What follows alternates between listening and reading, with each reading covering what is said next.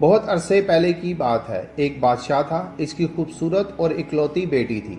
اپنی خوبصورتی اور دولت کی وجہ سے وہ بہت مغرور اور گستاخ ہو گئی تھی۔ جب بھی کہیں سے اس کے لیے شادی کا پیغام آتا وہ اسے ٹھکرا دیتی اور اس کا خوب مذاق اڑایا کرتی تھی۔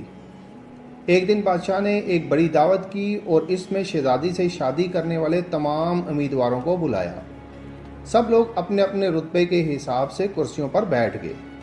شہزادی اس دعوت میں اپنی کنیزوں کے ساتھ بڑے مغرورانہ انداز میں آئی۔ وہ جس امیدوار کے پاس سے گزرتی اس کو بڑی حقارت سے دیکھتی۔ جب وہ ایک شہزادے کے پاس پہنچی جو بہت موٹا تھا تو اس نے اپنی کنیزوں سے ہنستے ہوئے کہا، یہ تو گول ٹپ ہے۔ دوسرے امیدوار کو دیکھ کر اس نے کہا، کیسا کھمبے کی طرح لگتا ہے۔ ایک شہزادہ بہت چھوٹا تھا۔ اس نے کہا، ذرا چھوٹو موٹی کو تو دیکھو۔ ایک نواب بہت گورا تھا۔ شہزادی نے اس کو سفید چوہا کہا۔ ایک امیر کا رنگ سرخ تھا۔ شہزادی نے اسے مرغ کہہ کر پکارا۔ اسی طرح وہ ہر امیدوار کی بےزتی کرتی رہی، لیکن وہ ایک بادشاہ کو دیکھ کر تو بہت ہنسی کیونکہ اس کی داڑھی تھی۔ اس نے مذاق اڑاتے ہوئے کہا، ذرا اسے دیکھو، اس نے اپنے چہرے پر کیسے گھاس اگا رکھی ہے۔ بادشاہ نے جب یہ دیکھا کہ اس کی بیٹی مہمانوں کی بہت بےزتی کی تو اسے غصہ آیا۔ اس نے بڑے دربار میں اعلان کیا کہ شہزادی پسند کرے یا نہ کرے، مگر اب میں اس کی شادی کسی فقیر سے کروں گا۔ اس اعلان کے بعد تمام لوگ چلے گئے۔ کچھ دیر بعد ایک آوارہ گرد گویا آیا جو گلی کوچوں میں گھوم کر گانا گایا کرتا تھا۔ اس نے شاہی محل کے نیچے کھڑکی کے قریب کھڑے ہو کر گانا گانا شروع کیا۔ بادشاہ نے اس کی آواز سنی تو خادم کو حکم دیا کہ اس فقیر کو اندر بلاؤ۔ خادم پھٹے پرانے کپڑے والے فقیر کو لے آیا۔ اس فقیر گویے نے بادشاہ اور شہزادی کے سامنے بہت اچھا گانا گایا اور بادشاہ سے انعام مانگا۔ بادشاہ نے کہا، تم نے بہت اچھا گانا سنایا ہے، میں تمہیں بہت اچھا انعام دوں گا۔ میں اپنی بیٹی کی شادی تم سے کروں گا۔ جب شہزادی نے سنا تو وہ بہت روئی پیٹی، مگر بادشاہ نے اس کی ایک نہ سنی۔ بادشاہ اسے ڈانٹتے ہوئے کہا، میں نے مہمانوں کے سامنے قسم کھائی تھی کہ تمہاری شادی کسی فقیر سے کروں گا، اب میں وہ قسم پوری کر رہا ہوں۔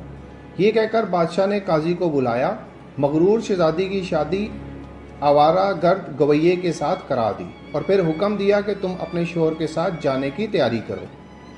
شہزادی روتی پیٹتی فقیر کے ساتھ چل دی۔ راستے میں وہ ایک شکارگاہ سے گزرے۔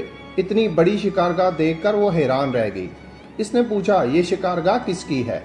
میں نے سنا ہے کہ تم نے ایک داڑھی والے بادشاہ کا مذاق اڑایا تھا۔ یہ شکارگاہ اسی کی ہے۔ اگر تم اس سے شادی کر لیتی تو یہ تمہاری ملکیت میں ہو جاتی۔ فقیر نے جواب دیا، یہ میں نے کیا کیا؟ اس نے ٹھنڈی سانس لے کر کہا۔ اس کے بعد وہ بہت خوبصورت باغوں میں پہنچے۔ ان کو دیکھ کر شہزادی نے پھر پوچھا، یہ کس کے ہیں؟ یہ باغ بھی اسی داڑھی والے کے ہیں، فقیر نے آہستہ سے کہا۔ شہزادی نے افسوس بھرے لہجے میں کہا، میں بھی کتنی بد نصیب ہوں۔ پھر ایک بڑے عظیم الشان شہر میں داخل ہوئے۔ اتنا بڑا خوبصورت شہر دیکھ کر شہزادی حیران رہ گئی۔ اس نے پوچھا، اس شہر کا مالک کون ہے؟ فقیر نے اسے بتایا، یہ شہر داڑھی والے بادشاہ کے ملک کا تخت ہے۔ اگر تم اس سے شادی کر لیتی تو یہ سب کچھ تمہارا ہوتا۔ اس نے پچھتاتے ہوئے کہا، میں نے غلطی کی، کاش میں اس سے شادی کر لیتی۔ فقیر شوہر نے ناراض ہوتے ہوئے کہا، مجھے اس سے کوئی مطلب نہیں، مگر تم میرے ہوتے ہوئے دوسرے مرد کی بات کیوں کر رہی ہو؟ کیا مجھ میں کوئی کمی ہے؟ اس طرح کی باتیں کرتے ہوئے وہ ایک چھوٹی جھونپڑی کے قریب پہنچے۔ کیسی بدنما اور چھوٹی سی جھونپڑی ہے، یہ کس کی ہے؟ شہزادی نے پوچھا۔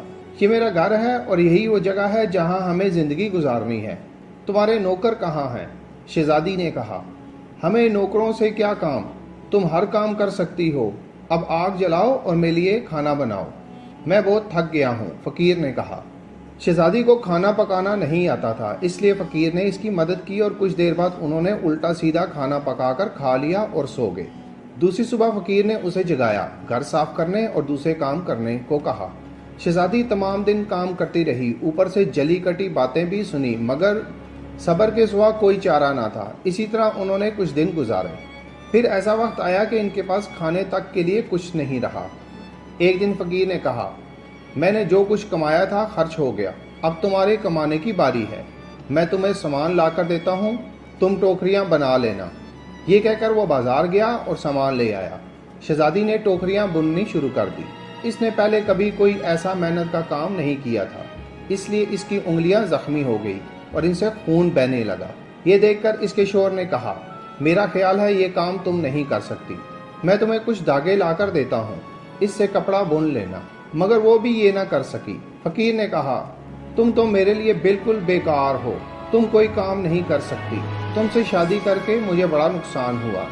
بہرحال میں کوشش کرتا ہوں تمہارے لیے مٹی کے برتن لا دوں، تم بازار جا کر بیچ دیا کرنا۔ مغرور شہزادی نے اکڑ میں آ کر کہا، مگر جب میں بازار میں کھڑی ہوں گی تو میرے شہر کے لوگ مجھے اس حال میں دیکھ کر خوب ہنسیں گے۔ فقیر نے کہا، یہ میرا مسئلہ نہیں، اگر تم بھوک سے مرنا نہیں چاہتی تو تمہیں یہ کام کرنا پڑے گا۔ مٹی کے برتن بیچنے کا کام بہت اچھا چل رہا تھا۔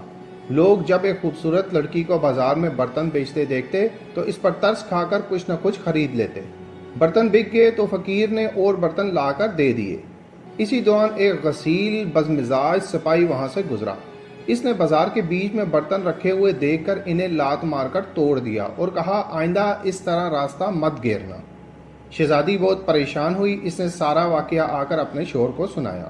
تم انتہائی بے وقوف ہو، تم سے کس نے کہا تھا کہ بیچ بازار میں برتن لے کر بیٹھ جاؤ؟ آخر وہاں سے لوگوں کو گزرنے میں دشواری ہوتی ہے۔ میرا خیال ہے یہ بھی تمہارے بس کا کام نہیں۔ خیر، میں شاہی محل جاؤں گا، ہو سکتا ہے وہاں تمہارے لیے کوئی کام نکل آئے۔ یہ کہہ کر وہ شاہی محل روانہ ہو گیا۔ شام کو فقیر نے واپس آ کر کہا، شاہی محل میں تمہارے لیے مددگار باورچی کی جگہ مل گئی ہے، اب کم از کم ہمیں کھانے کو خوب مل جایا کرے گا۔ اس طرح مغرور شہزادی ایک مددگار باورچی بن گئی۔ وہ ہر روز صبح سے شام تک باورچی خانے کے سارے کام کرتی اور شام کو لوگوں کے آگے بچا ہوا کھانا لے کر گھر آ جاتی۔ اس طرح دونوں میاں بیوی کا گزارا ہو جاتا۔ محل میں آئے ہوئے سے کچھ ہی دن گزرے تھے کہ اس نے سنا کہ محل میں کوئی شادی کی تقریب ہونے والی ہے۔ مقررہ دن پر جب مہمان آنا شروع ہوئے تو وہ باورچی خانے کی کھڑکی سے انہیں دیکھ رہی تھی۔ نقیب اور چوبدار زرق پر کپڑوں میں مہمانوں کا استقبال کر رہے تھے۔ ہر طرف بڑی شان و شوکت اور دھوم دھام نظر آ رہی تھی، لیکن شہزادی اپنی قسمت پر آنسو بہا رہی تھی۔ وہ اپنے غرور اور تکبر اور بیوقوفی پر پچھتا رہی تھی۔ اسی دوران کچھ خادمائیں آئیں اور انہوں نے اس کو بہت سے مزیدار کھانے دیے جو اس میں ٹوکری میں رکھ لیے اور گھر کی طرف چل پڑی۔ ابھی وہ محل کے دروازے سے گزر ہی رہی تھی کہ اچانک ایک بہت ہی عمدہ لباس والے ایک شاندار اور خوبصورت شخص نے اس کا راستہ روک لیا۔ شہزادی نے نگاہ اٹھا کر دیکھی تو یہ وہی داڑھی والا بادشاہ تھا جس کا اس نے مذاق اڑایا تھا۔ وہ خوف اور شرم سے کانپنے لگی۔ بادشاہ اسے لے کر ہال پہنچا۔ اتنے سارے لوگوں کو دیکھ کر اسے اپنے اوپر قابو نہ رہا اور گھبراہٹ میں ٹوکری اس کے ہاتھ سے گر گئی اور اس میں کھانا نکل کر چاروں طرف بکھر گیا۔ تمام درباری ہنسنے لگے۔ شہزادی کا یہ حال تھا کہ کسی طرح زمین پھٹ جاتی تو وہ اس میں سما جاتی۔ اس نے جھٹکے سے اپنا ہاتھ چھڑا لیا، بھاگنا چاہتی تھی کہ بادشاہ نے لپک کر اسے دوبارہ پکڑ لیا اور بڑی نرمی سے بولا، ڈرو مت، کیا تم مجھے نہیں پہچانتی؟ میں وہی آوارہ گرد گویا ہوں جو تمہارے ساتھ جھونپڑی میں رہتا ہے، میں وہی سپاہی ہوں جس نے تمہارے برتن توڑے تھے۔ یہ سب کچھ میں نے اس لیے کیا کہ تمہیں پسند کرتا تھا اور تم سے شادی کرنا چاہتا تھا۔ اب تمہارے غرور کا علاج ہو چکا اور تمہیں اچھا سبق مل گیا۔ پچھلی باتوں کو بھول جاؤ، دیکھو آج ہماری شادی کی تقریب ہو رہی ہے۔ اسی وقت کنیزیں آئیں اور اسے ساتھ لے گئی۔ شہزادی کو نہلا دھلا کر دلہن کا لباس پہنایا گیا۔